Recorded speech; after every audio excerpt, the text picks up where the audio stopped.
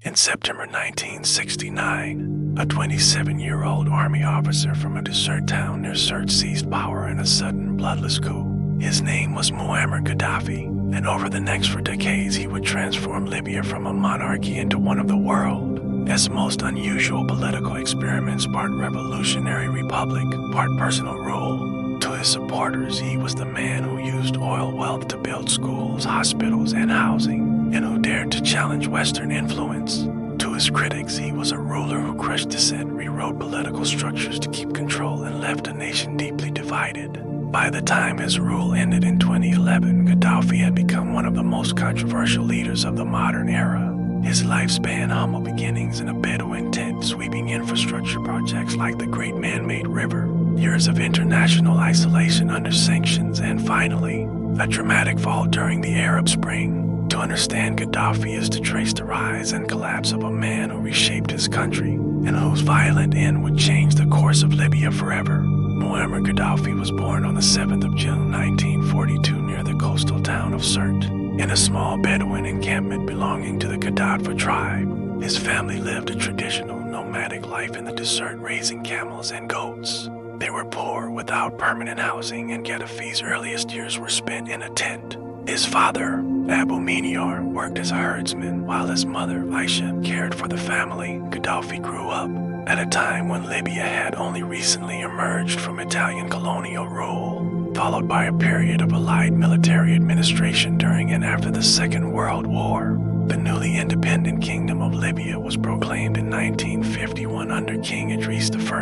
Gaddafi's formative years were shaped by poverty, the memory of colonialism, and exposure to Arab nationalist ideas that were spreading across the Middle East, particularly through the influence of Egyptian President Gamal Abdel Nasser. Gaddafi began his education at a local Islamic elementary school, before moving on to secondary school in the southern town of Sabha.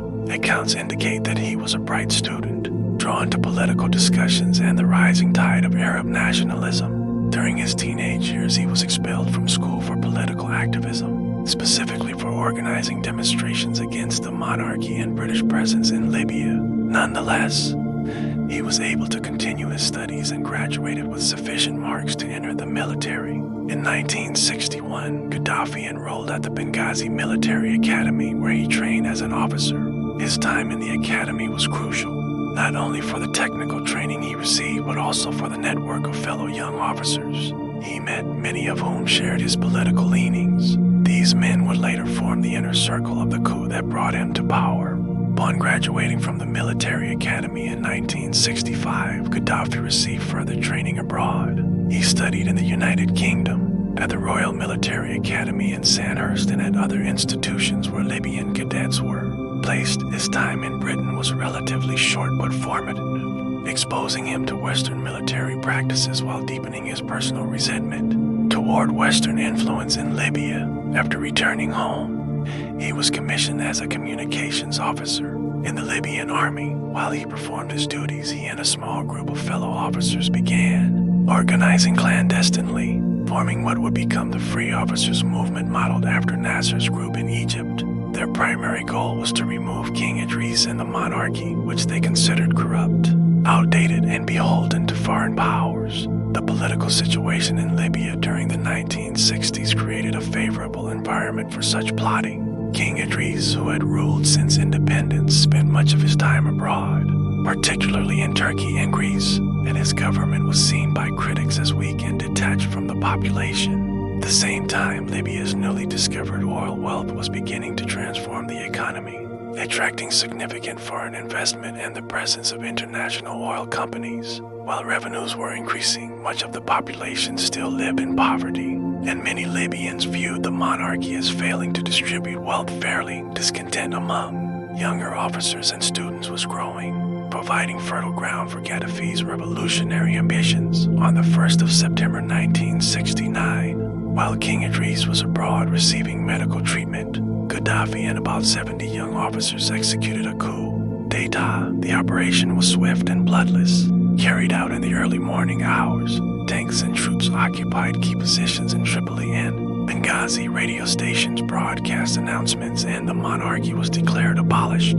The Revolutionary Command Council, or CC, composed of 12 officers with Gaddafi as chairman, assumed power. At the age of 27, Gaddafi was suddenly the de facto leader of Libya, styled as commander-in-chief of the armed forces. Within days, he consolidated his position as head of state, though he initially retained a low profile, allowing official communiques to speak on behalf of the RCC. The new regime wasted little time in implementing changes. Within the first year, the government closed British and American military bases, including the Wheelers Air Base near Tripoli, which had been one of the largest U.S. installations in the region. Foreign banks and businesses were subjected to stricter regulations, and in 1970, Italians who had remained in Libya since colonial times were expelled. That same year, Libya enacted laws redistributing land once owned by Italian settlers to Libyan farmers. Gaddafi positioned himself as a revolutionary leader committed to independence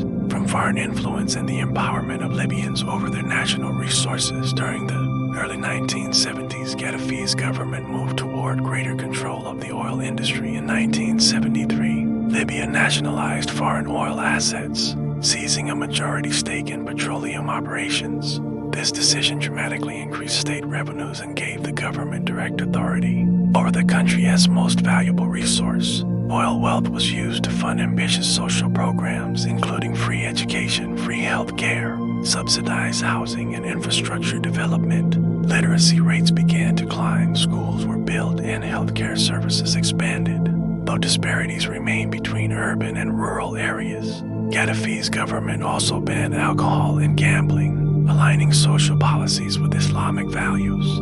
Even as Gaddafi consolidated power, he began promoting his own ideological framework. Influenced by Nasser but seeking to create something distinct, he published the first volume of the Green Book in 1975. In it, he rejected both capitalism and communism, presenting what he described as a third universal theory. His ideas emphasized direct democracy through popular committees, collective ownership, and the abolition of traditional representative institutions. Over the following years, these concepts were implemented in Libya under the system he called the Jamahiriya, or State of the Masses. In 1977, Gaddafi officially declared the creation of the Socialist People's Libyan Arab Jamahiriya, claiming to transfer power to the people through local congresses and committees. He relinquished formal state titles in 1979, resigning as General Secretary of the General People's Congress. But in practice, he remained the unchallenged leader of the country, referred to as brother leader and guide of the revolution. While building this new system, Gaddafi also pursued sweeping changes in Libyan society. Wealth redistribution, free utilities, and housing initiatives were announced. Tribal structures, however, continued to influence political and social life. In many respects, the state functioned through both formal revolutionary committees and traditional networks of loyalty. The government's grip on power was enforced through security services and a culture of surveillance that monitored dissent. Political parties were banned, and criticism of the system was not tolerated. At the same time, Libya continued to project itself as a revolutionary state on the international stage, offering support to liberation movements and seeking to unify the Arab world under Gaddafi's vision. By the end of the 1970s, Gaddafi had firmly entrenched himself as Libya's supreme leader. His ideology institutionalized in the structures of the Jamahiriya, and his oil policies fueling rapid state-driven development. Libya was no longer the poor, marginal monarchy of his youth, but a nation with growing infrastructure and international visibility. The foundations had been laid for the turbulent decades that would follow, in which Gaddafi's Libya would alternately clash with and court the wider world. While at home, citizens lived under a unique blend of social programs and authoritarian control. By the early 1980s, Gaddafi had firmly established the political experiment he called the Jamahiriya, or State of the Masses. Concept rested on the idea that traditional structures of government, parliaments, political parties, and formal representation were flawed. In their place, he proposed a direct form of governance where every citizen could participate through basic people as congresses and people as committees. These bodies, in theory, allowed ordinary Libyans to voice concerns, propose laws, and shape national policy in practice. However, power remained highly centralized. as decisions flowed upward toward the revolutionary committees and ultimately to Gaddafi himself. Political opposition was not permitted, and state security services kept close watch on dissenters. Nevertheless, the Jamahiriya became the official identity of the Libyan state, promoted as a model for the world and codified in speeches, laws, and public ceremonies. Central to this system was the Green Book, a 3-volume set of political philosophy that Gaddafi began publishing in 1975. First volume dealt with the solution of the problem of democracy, the second with the solution of the economic problem, and the third with the social basis of the third universal theory. In it, he argued that representative democracy was merely a tool of the wealthy and powerful, that private ownership of land should be abolished, and that families and tribes were the natural social units of society. Education systems incorporated the Green Book into curricula, and large murals and slogans across Libya referenced its principles. By the early 1980s, the book had become both an ideological guide and a political manifesto for the state. Libya's growing oil wealth funded many of the social policies that Gaddafi promoted as evidence of his system's success. Following the nationalization of foreign oil assets in 1973, Libya's revenue soared, and by the late 1970s it had one of the highest per capita incomes in Africa. Gaddafi's government invested heavily in education, transforming a country that, at the time of independence, had some of the lowest literacy rates in the world. New schools were built in towns and rural areas, teachers were trained, and literacy campaigns were launched. By the 1990s, literacy rates had risen sharply, with reports estimating that more than 80% of the adult population could read and write. Similarly, healthcare was expanded, with hospitals and clinics established across the country. Citizens had access to free medical treatment, and infant mortality rates declined. Subsidized housing projects sought to provide shelter for families, and utilities such as electricity and water were offered at low cost. One of the most ambitious undertakings during Gaddafi's rule was the Great Man-Made River Project. Initiated in 1984, this massive infrastructure program aimed to transport fossil groundwater from deep aquifers in the southern desert to the densely populated coastal regions of the north. Stretching thousands of kilometers, the network of pipelines, pumping stations, and reservoirs was designed to supply water for domestic use and irrigation. The project was declared by Gaddafi as the eighth wonder of the world, and by the early 2000s it was providing a substantial share of the water consumed in Libyan cities. International observers noted both the scale of the engineering achievement and the environmental concerns of tapping non-renewable fossil water. Regardless, the project became one of the defining symbols of Gaddafi's rule, often highlighted in state propaganda as proof of his ability to transform Libya with bold ideas. The oil industry continued to underpin Libya's economic structure. Revenues funded free education and health care, subsidies for fuel and food, and large-scale infrastructure projects. At the same time, the state maintained strict control over economic life.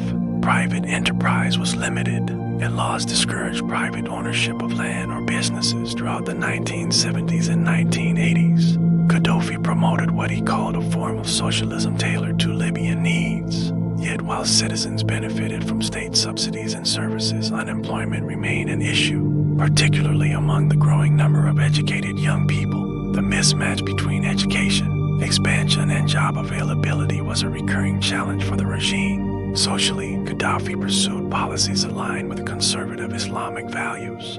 Alcohol and gambling were banned, and strict regulations were placed on social behavior. He promoted himself as a devout Muslim while rejecting the authority of clerics who opposed his rule. He sought to position Libya as both a revolutionary and an Islamic state, though not in the same mold as the Islamic Republic of Iran, with which Libya had tense relations. His speeches often blended references to Islam, anti-imperialism, and Third World solidarity, presenting Libya as a leader of global resistance against Western dominance. Within Libya, however, power remained concentrated in Gaddafi's hands and those of his close associates. Revolutionary committees were established to enforce loyalty to the system, monitor ideological conformity, and suppress opposition. These committees had authority to intervene in universities, workplaces, and local councils. While presented as instruments of popular power, they were also mechanisms of control. Dissenters faced imprisonment, exile, or worse, and reports of human rights abuses circulated widely among international organizations. The political space was tightly restricted, with no legal opposition parties or independent media. Despite the concentration of power, Gaddafi cultivated an image of himself not as a president or monarch, but as a revolutionary leader who had given power to the people. He refused official state titles after 1979, preferring to be called brother leader or guide of the revolution. He lived in a well-guarded compound in Tripoli known as Bab al-Azizia, where he often received foreign leaders and gave speeches. He became known for his distinctive style, wearing colorful robes and often residing in a Bedouin tent during official visits abroad. These choices were part of a carefully crafted persona, projecting both simplicity and authority. Internationally, Gaddafi's domestic achievements were often overshadowed by his foreign policy, which grew increasingly confrontational during the late 1970s and 1980s. Libya supported liberation movements abroad, ranging from the African National Congress in South Africa to groups in Palestine, Ireland, and the Philippines. Western governments accused Libya of sponsoring terrorism, particularly after a series of high-profile attacks in Europe were linked to Libyan agents in 1986. The United States bombed Tripoli and Benghazi in retaliation for a nightclub bombing in Berlin that killed 2 American servicemen. The raid damaged parts of Bab al-Azizia and reportedly killed dozens of civilians, including Gaddafi's adopted daughter. As Libya's international isolation deepened, the domestic system of the Jamahiriya remained in place with its congresses, committees, and revolutionary oversight. Gaddafi continued to deliver lengthy speeches explaining and defending his ideology, insisting that the world misunderstood his system and that Libya had discovered a superior model of governance, while citizens benefited from certain social services and infrastructure. The limits on political freedom, combined with erratic foreign policy, created a mixed legacy. For supporters, Gaddafi provided dignity, independence, and material improvements. For critics, he entrenched authoritarian rule and left little room for dissent or pluralism. By the close of the 1980s, Libya stood as a nation transformed from the monarchy Gaddafi had overthrown to decades earlier. It had free education, widespread health care, and ambitious infrastructure projects financed by oil wealth.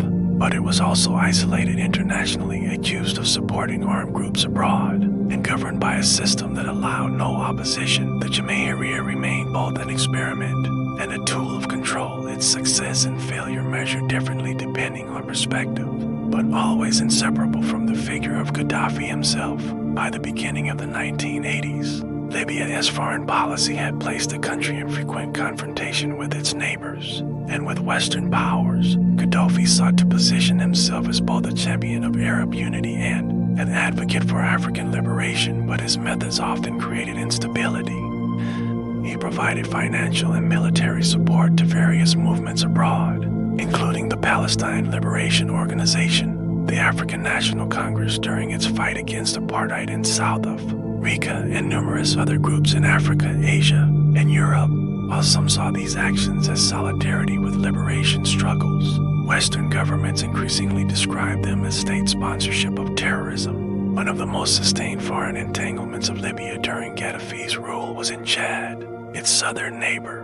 Beginning in the 1970s, Libya became involved in the Chadian civil war, supporting factions opposed to the government in N'Djamena and attempting to annex the mineral-rich Al-Uza Strip. Along the border, Libyan troops intervened repeatedly, clashing with Chadian forces and, at times, with French troops who supported Chad. The conflict continued intermittently until the late 1980s. By 1994, after years of disputes, the International Court of Justice ruled that the Al-Uza Strip belonged to Chad, and Libya withdrew. The intervention had cost lives, strained resources, and damaged Libya's standing in Africa, even as Gaddafi continued to portray himself as a revolutionary leader, defending the region's interests. Relations with the West deteriorated further after a series of incidents in the 1980s and 1981. U.S. fighter jets shot down to Libyan planes over the Gulf of Sirte after Libyan aircraft challenged them. In 1986, Libyan agents were accused of carrying out a bombing at a Berlin discotheque frequented by American soldiers, which killed 2 U.S. servicemen and a Turkish civilian. In retaliation, The United States launched airstrikes on Tripoli and Benghazi in April 1986. In an operation known as El Dorado Canyon, the strikes targeted military facilities but also hit civilian areas, killing at least several dozen people. Gaddafi's compound at Bab al-Azizia was among the targets, and his adopted daughter was reported killed in the attack. Gaddafi survived and used the event to further portray himself as a victim of Western aggression. The most consequential incident of Libya's international isolation, however, was the bombing of Pan Am Flight 103 over Lockerbie, Scotland on the 21st of December 1988. Passenger jet exploded in midair, killing all 259 people on board and 11 more on the ground. Investigations by Scottish and American authorities eventually implicated Libyan agents in the attack. The following year saw lengthy diplomatic wrangling over responsibility and the extradition of suspects. In 1992, the United Nations imposed sanctions on Libya, including an arms embargo, restrictions on air travel and oil equipment sales, demanding that Libya hand over the accused individuals. For most of the 1990s, Libya remained under these sanctions, its economy constrained despite oil revenues, its international reputation damaged by accusations of terrorism. During this period of isolation, Gaddafi continued to promote his ideological system at home while experimenting with Pan-African initiatives abroad. He sought to reorient Libya's foreign policy toward Africa after the decline of his pan-Arab ambitions. He funded development projects, offered financial assistance to various African states, and pressed for greater continental unity. Libya became a driving force behind the eventual creation of the African Union in 2002, which replaced the Organization of African Unity. Gaddafi's dream of a United States of Africa never materialized, but his financial contributions made him an influential figure in African diplomacy. The Lockerbie case reached a turning point in 1999 when Libya handed over to suspects Abdel Basit al-Megrahi and Lamine Khalifa of Haima for trial in the Netherlands under Scottish law. This move led the United Nations to suspend its sanctions in 2001. Megrahi was convicted of murder. Al-Haima was acquitted, though Gaddafi never personally admitted direct responsibility for the attack. Libya accepted state responsibility in 2003 and agreed to pay compensation to the victims' families. This gesture, combined with broader policy changes, paved the way for Libya's reintegration into the international community. In December 2003, Gaddafi announced that Libya would abandon its programs for weapons of mass destruction. International inspectors were allowed into the country to oversee the dismantling of nuclear and chemical weapons programs. This decision was widely welcomed, particularly by the United States and the United Kingdom, who credited it as a step toward global security. Libya's cooperation led to the formal lifting of United Nations sanctions, and relations with Western governments began to improve. The early 2000s marked a remarkable reversal of Libya's fortunes on the world stage. Gaddafi hosted European leaders in Tripoli, signed agreements with multinational oil companies, and re-established diplomatic ties with the United States, which had once branded him a pariah. In 2006, the U.S. removed Libya from its list of state sponsors of terrorism, and Western investment began flowing into the country once more. Gaddafi himself made high-profile appearances, including a historic visit to Italy in 2009, where he signed cooperation agreements with Prime Minister Silvio Berlusconi. Later that same year, he gave an extended address to the United Nations General Assembly in New York, during which he criticized the structure of the UN Security Council and called for global reforms. Despite these breakthroughs, controversies remain. Reports of human rights violations inside Libya continued, and critics noted that political freedoms had not expanded, despite the warming of international relations. Gaddafi's eccentric style and long speeches also attracted attention, sometimes overshadowing the substance of his diplomacy. Still, by the late 2000s, Libya appeared to have moved beyond the years of sanctions and isolation, positioning itself as a significant player in Africa and a partner to Western powers in trade, counterterrorism, and migration control. By 2010, Gaddafi had ruled Libya for more than 4 decades, longer than almost any contemporary head of state. The country's infrastructure had grown, with the great man-made river supplying much of the water for the northern cities, oil revenues continuing to fund social services, and new construction projects reshaping Tripoli and Benghazi. Yet beneath the surface, challenges persisted. Unemployment remained high, particularly among the youth, and political life remained tightly controlled. Tribal divisions and regional disparities continued, and dissatisfaction lingered among segments of the population. While Gaddafi had succeeded in bringing Libya back into the international community, the domestic foundations of his rule were less stable than they appeared. By early 2011, the winds of the Arab Spring that had swept through Tunisia and Egypt reached Libya. Protests broke out in Benghazi in mid-February, sparked by long-standing grievances over corruption, repression, and inequality. The demonstrations quickly escalated into violent clashes as security forces responded with force. Unlike in Tunisia or Egypt, where leaders stepped down within weeks, Gaddafi vowed to stay, declaring in speeches that he would fight to the last drop of blood. His defiant stance and the use of military power against protesters turned the unrest into a full-scale, armed conflict. Rebel groups, largely concentrated in the eastern part of the country, declared themselves the opposition and formed the National Transitional Council. Page quickly gained international recognition as the representative of the Libyan people. The conflict soon drew global attention. The United Nations Security Council imposed sanctions on Gaddafi as government and referred the situation to the International Criminal Court for investigation into alleged crimes against humanity. In March 2011, NATO intervened militarily after the UN authorized all necessary measures to protect civilians. Coalition forces began airstrikes targeting Libyan government troops, vehicles, and infrastructure, effectively leveling the battlefield in favor of the rebels. The intervention, which was controversial in global politics, played a decisive role in weakening Gaddafi's ability to maintain control. Though loyalist forces continued to resist for months in key strongholds like Tripoli, Bani Walid, and Sirte, by the summer of 2011, the tide had turned against Gaddafi. Rebel forces advanced westward, gradually capturing territory as NATO air power supported them. In August, they reached Tripoli, overrunning the capital after days of intense fighting. Gaddafi and his closest allies fled the city, moving between loyalist areas in an attempt to regroup. The collapse of his government marked the end of 42 years in power. But Gaddafi refused to go into exile, declaring that he would remain in Libya to the end. His continued presence and calls for resistance fueled ongoing clashes, even as the majority of the country shifted to rebel control. The final chapter of Gaddafi's life came in October 2011. He and a group of loyalists retreated to Sirte, his birthplace, which became the site of a prolonged siege. Rebel fighters encircled the city, and weeks of heavy bombardment and urban warfare left it in ruins. On October 20th, as Gaddafi attempted to flee Sirte in a convoy, NATO aircraft struck the vehicles, forcing him and his guards to scatter. Muammar Gaddafi was captured alive by rebel fighters in a drainage culvert, bloody but still recognizable. Videos of his capture circulated widely, showing him being beaten and manhandled. Later that day, Muammar Gaddafi was killed under chaotic circumstances that remain disputed.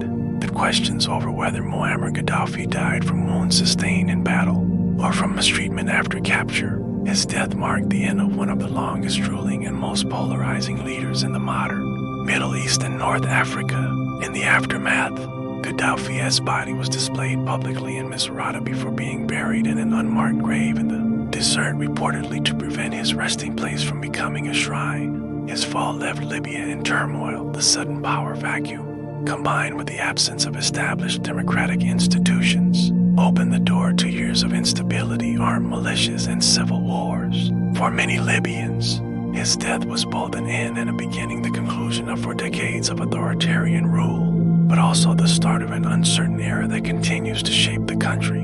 Gaddafi's legacy remains deeply complex. On one hand, he is remembered for using Libya's oil wealth to build schools, hospitals, roads, and housing, and for projects like the Great Man-Made River that sought to secure water for future generations. He also championed African unity, investing in the continent and promoting independence from Western powers. On the other hand, his rule was marked by repression of political dissent, widespread human rights abuses, and international controversies ranging from alleged sponsorship of terrorism to open hostility with the West during the 1980s. His unusual political theories, outlined in his Green Book, never took root outside Libya, and even within the country, they were widely seen as a means to consolidate power rather than a practical form of governance. Today, more than a decade after his death, Muammar Gaddafi's story continues to be studied as one of the most striking examples of a leader who rose from obscurity, held power for decades, and fell dramatically during a historic wave of uprisings. His life reflects both the possibilities and perils of absolute rule, the ability to transform a nation with wealth and ambition, but also the danger of building a state so dependent on one man that its collapse became inevitable. Once he was gone, for Libya, the shadow of Gaddafi's rule remains long, a reminder of a past that still shapes its uncertain future.